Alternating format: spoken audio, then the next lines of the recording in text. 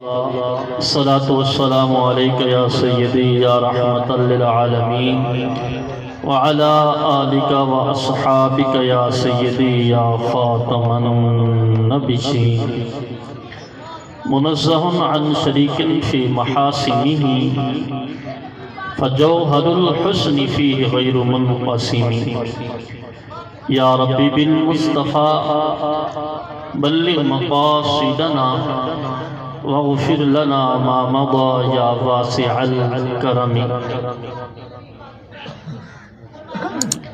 اللہ تبارک و تعالی جل جلالہ وعم نوالہ وجل سبحانہ وآظم شانہ واتم برہانہ کی حمد و ثنا آقا دو عالم نور مجسم شہنشاہ بنی آدم رسول محتشم حامی بے کساں سید سروران قائد المرسلین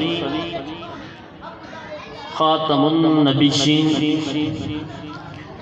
احمد مجتبی حضرت محمد مصطفیٰ علیہ تحیت و ثنا کی بارگاہ عالیہ میں حدیث درود السلام عرض کرنے کے بعد رب ذوالجلال کی بارگاہ میں التجا ہے اللہ کریم مرحوم کی بخشش فرمائے، ان کی مغفرت فرمائے، ان کے درجات کو بلند کرے۔ اللہ کریم ہمیں اچھے عقیدے اور اچھے عمل پر موت عطا فرمائے۔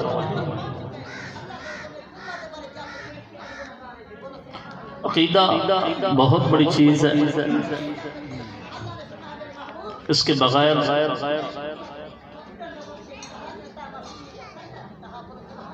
اگر خانہ کعبہ کے غلاف میں بھی لپٹا ہوا ہو اور ہو وہ گستاخ تو اللہ کے رسول اس کو بھی قتل کروا دیتے ہیں،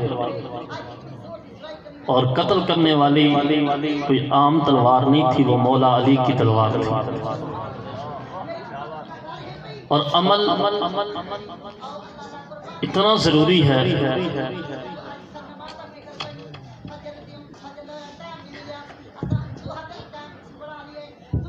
عمل اتنا ضروری ہے، اس بات کو ذہن میں رکھ لیں۔ اللہ کو ایک ماننا، 1,00,000 کم و بیش 24,000 انبیاء و رسولوں کو ماننا، اللہ کی کتابوں کو ماننا، اللہ کے فرشتوں کو ماننا، اچھی اور بری تقدیر کا خالق اللہ کو جاننا۔ اس کے بعد انبیاء نے اپنے اپنے منصب کو بیان کیا ہے قرآن میں۔ حضرت شعیب علیہ السلام آپ نے سب سے پہلے عقیدے کا بیان کرنے کے بعد آپ کی قوم میں جو جو برائیاں تھیں ان کو ٹھیک کرنے کی کوشش کی ہے۔ اس لیے عقیدے پر کافی بات ہو چکی ہے، اب میں اعمال کے حوالے سے چند باتیں کروں گا، آپ کی توجہ ہوگی اور میں باتیں کرتا رہوں گا، آپ کی توجہ ہٹے گی تو باتیں مجھ سے نہیں ہوں گی۔ عزیزان گرامی قدر، ایک ولی اللہ ہے جن کا نام حضرت لقمان ہے، ایک ولی اللہ ہے جن کا نام حضرت لقمان ہے، بعد نے نبی بھی کہا ہے۔ یہ نا اپنے بیٹے کو بٹھا کے، اشکل نامی بیٹا تھا، اس کو بٹھا کے نا ان کو سمجھا رہے تھے، ان کی تربیت کر رہے تھے۔ آج میں نے ہماری تقریریں اکثر اولاد کے لیے ہوتی ہیں، آج میں نے باپوں سے بات کرنا ہے، والدین سے بات کرنا ہے۔ والدین توجہ کریں میری بات۔ حضرت لقمان اپنے بیٹے کو سکھا رہے تھے، سمجھا رہے تھے، ان کی تربیت کر رہے تھے، اور کیا کہہ رہے تھے؟ وَإِذْ قَالَ لُقْمَانُ لِابْنِهِ وَهُوَ يَعِظُهُ حضرت لقمان اپنے بیٹے کو نصیحت کر رہے تھے، وصیت کر رہے تھے، لا تشرک باللہ، اے میرے بیٹے شرک نہیں کرنا، اے میرے بیٹے شرک نہیں کرنا۔ یعنی کہ جب بھی تیرا سر جھکے تو ایک خدا کے لیے جھکے، جب بھی تو قربانی کرنا چاہے تو اپنی رب کی رضا کو حاصل کر، جب بھی تیرا قیام ہو تو تیرے رب کے لیے، جب بھی تو جھکنا چاہے تو ایک رب کے لیے جھک، بس ایک رب کو جھکتا جا، اللہ دیگر سجدوں سے تجھ کو نجات عطا فرما دے گا۔ 360 بتوں کو پوجنے والے چھوڑ گئے، 1400 سال بیت گئے، ان کا نام بھی مٹ گیا، اور جس نے ایک رب کو سجدہ کیا، وہ چاہے غار میں بیٹھ کے کرنے والے تھے، چاہے وہ سفر میں تھے، چاہے وہ حضر میں تھے، جہاں بھی تھے، تاریخ نے قیامت تک کے لیے ان کو لکھ دیا، لا تشرک باللہ، شرک نہیں کرنا۔ شرک اتنی بڑی مرض ہے کہ تو یہ چاہے کہ تیرا رب کی بارگاہ میں کچھ مقام ہو، تیرے پالن ہار کی بارگاہ میں کچھ مقام ہو، تو پھر کبھی شرک کی طرف دیکھنا بھی نہیں۔ لا تشرک باللہ ان الشرک لظلم عظیم، بیٹا بہت بڑا گناہ ہے۔ یا مجھے کئی باتیں کرنی ہیں آپ سے، حضرت لقمان کی باتیں حضرت حسن بصری نے بھی شعب الایمان کے اندر لکھی ہیں۔ حضرت خواجہ حسن بصری رضی اللہ تعالیٰ فرماتے ہیں، حضرت لقمان اپنے بیٹے کو نہ بٹھا کے نصیحتیں کر رہے تھے، فرماتے ہیں بیٹا میں نے بڑی وزنی چیزیں دیکھی ہیں، بڑی بھاری پتھروں سے بھی بھاری چیزیں دیکھی ہیں، لیکن بیٹے اتنا برا اور گندا پڑوسی بھاری ہوتا ہے، اتنی کوئی چیز بھاری نہیں ہوتی۔ اتنا برا اور گندا پڑوسی بھاری ہوتا ہے، اتنی کوئی چیز بھاری نہیں ہوتی۔ آپ نے فرمایا بیٹا میں نے دنیا کی کڑواہٹ کو چکھا ہے، دنیا کی کڑواہٹوں کو چکھا ہے، وہ بڑی کڑواہٹیں ہوتی ہیں۔ فرمایا بیٹا میں نے غربت سے بڑھ کر کوئی کڑواہٹ نہیں دیکھی، غربت سے بڑھ کر، فقر سے بڑھ کر کوئی کڑواہٹ کو نہیں دیکھی۔ سمجھ آئیے؟ فرمایا بیٹا جب بھی تیرا دل چاہے کہ میں کسی کو قاصد بنا کے کسی بندے کے پاس بھیجوں، تو فرمایا بیٹا کسی عالم کو بھیجنا، جاہل کو نہ بھیجنا، کسی عالم کو بھیجنا، جاہل کو نہ بھیجنا، کسی سمجھدار کو، دیانتدار بندے کو بھیجنا۔ یہ جو بات نا سمجھدار بندے کو بھیجنا، جاہل کو نہ بھیجنا، یہ ہمارے رشتوں میں بھی باتیں ہوتی ہیں۔ ہم کوشش کرتے ہیں کہ ہمارا رشتہ جب ہونا تو کسی بندے کو ہم اپنا ایک رہبر بناتے ہیں، جی کہتے ہیں جی آپ ہمارا رشتہ کروا دیں، اگر تو وہ سمجھدار ہے تو تیری بگڑی بن جائے گی، اگر سمجھدار نہیں ہے تیرے ساتھ غدار ہے نا تو پھر تیرے لیے معاملہ خراب ہو جائے گا۔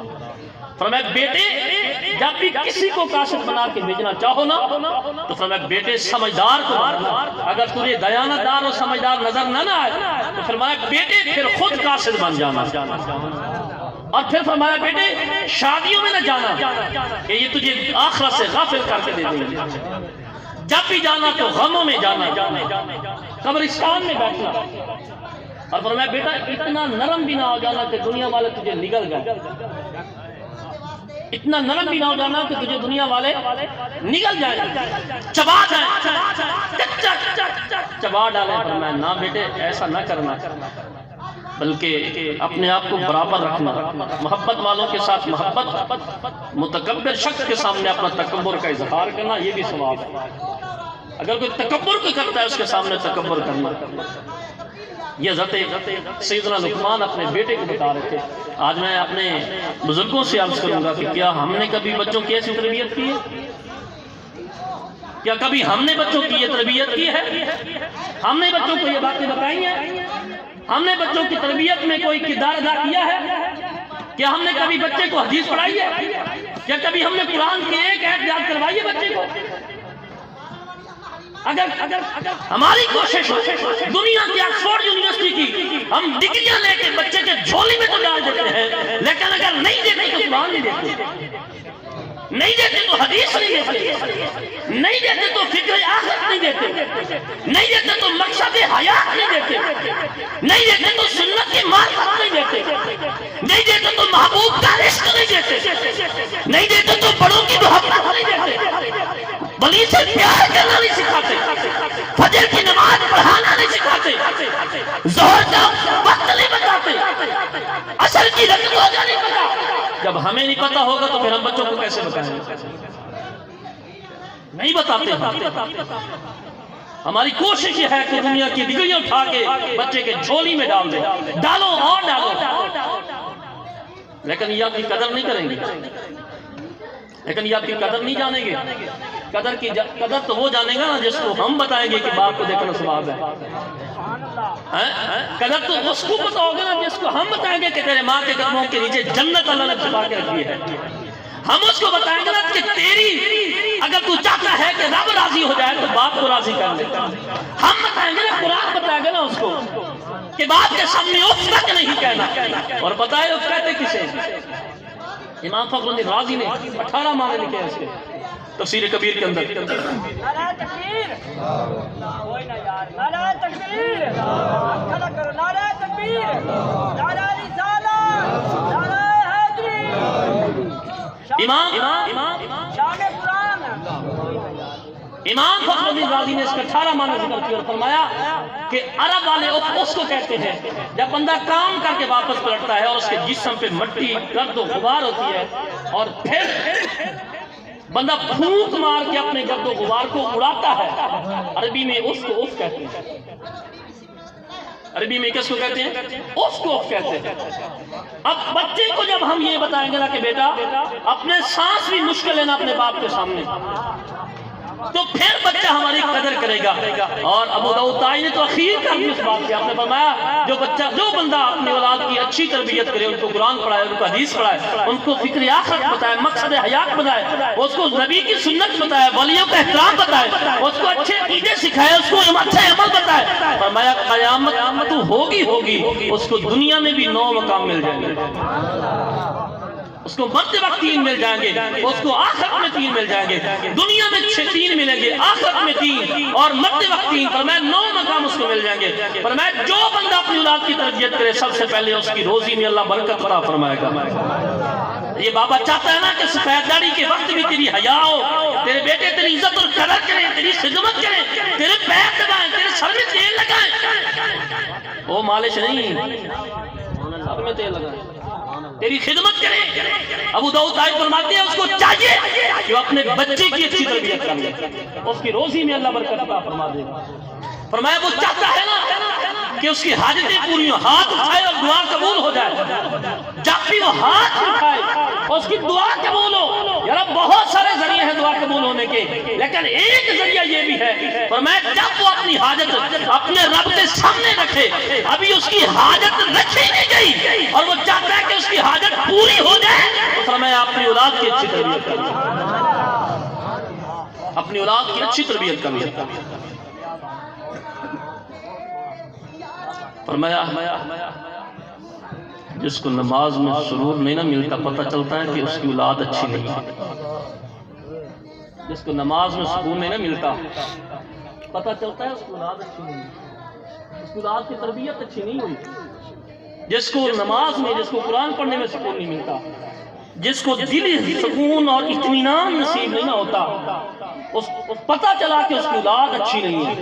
اگر اس کی اولاد اچھی ہوتی تو قرآن پڑھتا، وہ جب قرآن پڑھتا تب تک نئے اظہار ہوتے، ان کی شفاعت ہوتے، اس پر کشف ہوتے، وہ جب بیٹھا ہوتا تھا زمین پر وہ ہاتھ اٹھائے اور رب کی بارگاہ میں دعا قبول ہو جائے، وہ دیکھے اور آسمان میں لوح محفوظ کو پڑھے، اور میں اس کے لیے ضروری ہے کہ وہ خواجہ فرید الدین گنج شکر جیسا بنے،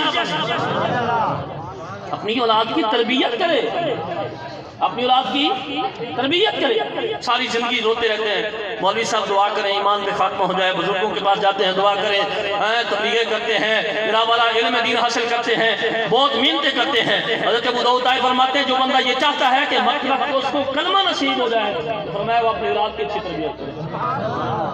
اپنے بچے کو قرآن پڑھائے، اپنے بچے کو حدیث پڑھائے، اپنے بچے کو فقہ پڑھائے. بچے کو وضو کرنے کا پتہ نہیں ہے اور تو مر گیا. بچے کو قرآن نہیں پڑھنا تو مر گیا. تو کیا رعیت کے بارے میں قیامت کے دن سوال نہیں ہوگا؟ یہ پوچھا جائے گا کہ سائنس کی کتنی ڈگریاں، ڈاکٹریٹ کی کتنی ڈگریاں لے کے بچے کو دی تھی تو نے؟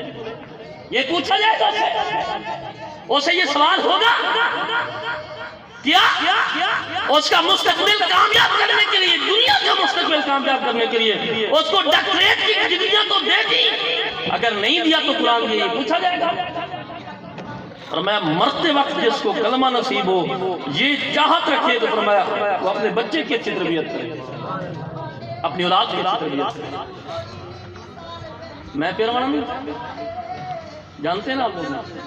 جی میں ہی پیروانا نا، درخانہ تو تعلق میرا، میں بھی آپ کی برادری سے ہوں. میں نے بھی پڑھا ہے، حدیث پڑھی ہے، قرآن پڑھا ہے، فقہ پڑھا ہے، عربی گرامر پڑھا ہے، پڑھایا ہے، 8-10 سال پڑھایا بھی ہے، ابھی پڑھا رہا ہوں، بچوں کو حفظ کرا رہا ہوں. کیا مجھے روزی روٹی مل رہی ہے؟ جی لباس پہنا ہوا ہے کہ ننگا تو نہیں آ گیا؟ جی کوئی ایسا تو نہیں ہوا؟ چل رہا ہوں نا، کھا رہا ہوں، پی رہا ہوں. یار جو میں مولوی بن گیا ہوں نا، میں جو قرآن و حدیث کی تعلیم حاصل کر لی ہے تو آپ کے بچے نہیں کر سکتے. آپ کے بچے حافظ نہیں بن سکتے، عالم دین نہیں بن سکتے. دنیا کی ڈگریاں اٹھا کے اس کی جھولی میں ڈالتے جاؤ قیامت کے دن. اور یہ یاد رکھنا، یہ میرا عقیدہ ہے کہ سرکار کی شفاعت ہوگی، یہ ایک بخشش کا ذریعہ ہے، یاد رکھنا. لیکن قیامت کے دن اللہ نے واضح طور پر فرمایا ہے کہ میں ایک ایک پائی کا حساب لوں گا، تیرے ایک ایک سانس کا حساب لوں گا. ما یلفظ من قول الا لدیہ رقیب عتید. تو ایک لفظ بھی نہیں نکالتا، لکھنے والا لکھ لیتا ہے. ہوئے ہوئے وجاءت سکرۃ الموت بالحق. یہ کون پڑھا ہے یار کہ سکرات موت حق ہے؟ وجاءت سکرات الموت بالحق. مرتے وقت کی کڑواہٹ کا نہیں پتہ، اندازہ ہی نہیں ہے. یہ کون بتائے؟ وجاءت سکرۃ الموت بالحق لا اقسم بیوم القیامہ. وہ قیامت کے دن کی قسم. اگر کچھ بھی نہیں ہونا تھا، ایسے بیٹھے بٹھائے بخشے جانا تھا تو قیامت کیوں قائم کی ہے؟ پھر قیامت کا دن کیوں ہے؟ پھر سورۃ قیامت کیوں نازل کی؟ سورۃ قیامت کو پڑھ کے دیکھیں نا. وہ جو مرنے والا شخص ہے، قرآن کہتا ہے جناب اس کی ٹانگیں آپس میں مل جائیں گی سختی کی وجہ سے. الى ربک یومئذ المساق فلا صدق ولا صلی. وہ اس کی ٹانگیں آپس میں مل جائیں گی جب روح نکل رہی ہوگی، جب اس کی روح پرواز کر رہی ہے. آنکھیں تھک پہ لگی ہوئی ہیں، ٹانگیں مل گئی ہیں. اس ٹانگیں ملی ہوئی کے بارے میں قرآن نے اس منظر کو بیان کر کے فرمایا اس وقت یہ بندہ کہتا ہے کہ اوے کوئی دم کرنے والا جو دم کر دے، میری روح جلدی نکل جائے. یہ باتیں کون بتائے گا ہمیں؟ یہ جو موت کا تذکرہ قرآن نے کہا ہے، یہ موت اتنی آسان ہے، اس کو اتنا آسان سمجھ لیا. یہ خودکشی کے جو مناظر ہو رہے ہیں، یہ کیا سمجھتے ہیں ہم کہ موت اتنی جلدی آ جائے گی اور چلے جائیں گے؟ نہیں، اللہ کی عزت کی قسم موت بہت سخت ہے، مرنا بڑا مشکل ہے. یہ بزرگ بس اوقات اپنے بچوں سے تنگ آ کے کہتے ہیں چلو یار مر جاؤ نا، جان تو چھوڑے، اور جن تو چھٹے، اور جن نہیں چھٹنی. جن پدینی ہے اگے، جن نہیں چھٹنی، جان نہیں چھٹے گی، جان پکڑی جائے گی وہاں پہ. لا اقسم بیوم القیامہ ولا اقسم من نفس اللوامہ ایحسب الانسان ان لن نجمع عظامہ. انسان گمان کرتا ہے کہ ہم اس کی ہڈیوں کو اکٹھا نہیں کریں گے. کریں گے ہم، اس کی ہڈیاں کٹھی ہوں گی. یہاں حاجی غازی نمازی ہر قسم کے لوگ اکٹھے ہوں گے، ان کے جسم کو ٹھیک کیا جائے گا. فمن یعمل مثقال ذرۃ خیرا یرہ ومن یعمل مثقال شرۃ شرا یرہ. اور پوچھا جائے گا تو نے کون کون سے کیسے کیسے عمل کیے. جب میں نے شیخ عبد القادر جیلانی، غوث سمدانی، قطب نورانی کی جب بات میں نے پڑھی نا تو میں حیرت میں ڈوب گیا. انہوں نے کہا کہ قیامت کے دن یہ بھی پوچھا جائے گا تو نے سبحان اللہ کس نیت سے کہا تھا؟ سبحان اللہ کس نیت سے کہا تھا؟ ہم شعروں میں آپ کو جنتی بنا کے چلے جائیں، ایسا نہیں ہو سکتا. ہم نعت خوانیوں میں آپ کو جنتی بنا دیں اور کہیں کہ آپ بخشے جائیں گے، قیامت کا منظر ہی نہیں ہے، قبر کی کوئی باتیں نہیں ہے، حشر کی کوئی معاملات نہیں ہے؟ نہیں، یہ کس نے کہا ہے کوئی نہیں ہے؟ یہ جاہل شاعروں کے شعر ہے۔ میرے اہل سنت امام احمد رضا خان کا یہ عقیدہ نہیں ہے۔ امام احمد رضا خان تو کہتے ہیں اے حبابو میرے چہرے سے کپڑا نہ اٹھاؤ، یہ گنہگار کا چہرہ تم کیا دیکھو گے؟ پردے میں بھلائی ہے، وہ تو پردے میں بھلائی تو کہتے ہیں، اور ہم جنتی بنا کے چلے جائیں، ہم کہیں کہ بیٹھے بیٹھائے جنتی، ایک فجر کی نماز ادا کر لی جنتی بن گیا۔ یارہ کچھ دیکھیں، اپنی قیامت کا دیکھیں۔ تمام دوست آپ سے عرض کروں گا، میری منت مانیں، اپنے بچوں کو حافظ قرآن بنائیں، اپنے بچوں کو عالم دین بنائیں، آپ کی آخرت ٹھیک کر جائے گا وہ بچہ۔ امید کر رہا ہوں میں اپنے رب سے، امید کرتا ہوں، یہ بھی میں کنفرم نہیں کہہ رہا، امید کر رہا ہوں کہ جو بچہ تیرا حافظ قرآن بنے گا، اور یار جب تو آنکھیں بند کرے گا نا تو وہ اٹھا کے جب تجھے قبر میں داخل کر رہا ہوگا تو سورہ یاسین کو پڑھ رہا ہوگا۔ کتنا بد نصیب آپ ہے جس کے لیے مولوی صاحب کو جنازے کے لیے بلانا پڑتا ہے۔ مولوی صاحب جنازہ پڑھاؤ، مولوی صاحب جنازہ پڑھاؤ، وہ کتنا بد نصیب آپ ہے یار جس کے بارے میں مولوی صاحب کو بلایا جاتا ہے، مولوی صاحب ہمارے ابا جی کو غسل دو، ساری زندگی باپ کی برائیوں کو چھپایا، جب مر گیا تو اٹھا کے مولوی کو دے دیا کہ اب تو دیکھ کتے کتے پاڑل ہو پائیں گے، کتے کتے زخم میں اس پہ کتو دعاں آ رہی ہیں اس کو، کہ یہ ایسا نہیں ہو سکتا کہ ہم اپنے بچوں کو غسل کے بارے میں، میرے پیر صاحب فرماتے ہیں چند لوگوں ایسوں کے ساتھ دوستی رکھو یار جو تمہیں غسل دے سکے اور رازدار بھی ہو۔ کیا فرماتے ہیں؟ رازدار بھی ہو اور غسل بھی دے سکے، کفن بھی دے سکے۔ کفن کا سنت طریقہ کیا ہے، جنازے کا طریقہ کیا ہے؟ اپنی اولاد کو کم از کم اتنا تو بناؤ نا کہ وہ تیرا جنازہ کھڑا ہو کے پڑے۔ مولوی صاحب نے جو آنا ہے، میں ان کی عزت اور مقام ہے پہ یقین مانو، میں ان کی عزت نہیں کرتا ہوں، ایسا نہیں امام صاحب ہمارے عزت کے مقابل ہے جناب، لائق احسان ہے، لائق قدر ہے، لیکن مجھے ایک بات بتائیں، جو باپ ٹوٹ کر اپنے رب سے اپنے باپ کے لیے دعا مانگے گا وہ مولوی صاحب مانگے گا؟ آپ کیا لگتے ہیں اس کو؟ مولوی صاحب کو بلا کے جی قرآن ختم کرا دیتا ایک رات میں سارا قرآن پڑھیا گیا، اوہ اللہ دن حاضر کیا ہو گیا،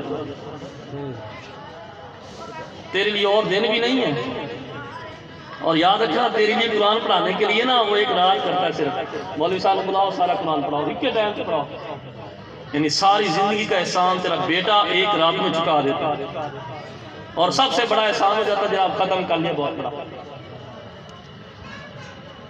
میری باتیں دراز تو نہیں ہو رہا جی، معذرت کے ساتھ کر رہا ہوں۔ اب میں آج نا گریبان میں جان کے آج مجھے موقع مل رہا ہے آپ سے باتیں کرنے کا، آپ میری قوم ہے نا، آپ میری قوم ہے، میں آپ سے باتیں کر رہا ہوں، دنیا والوں کو تو کرتا رہتا ہوں، ان سے تو میری باتیں ہوتی رہتی ہیں، وہ تو ہر روز کہیں نہ کہیں تقریر ہوتی ہے ہماری، اور ہم سنتے رہتے ہیں، سناتے رہتے ہیں، باتیں ہوتی رہتی ہیں لوگوں کی، لیکن میں آپ سے بات کر رہا ہوں، جنرل بات کر رہا ہوں، اور مرتے وقت ہم کیا لے کے جائیں گے؟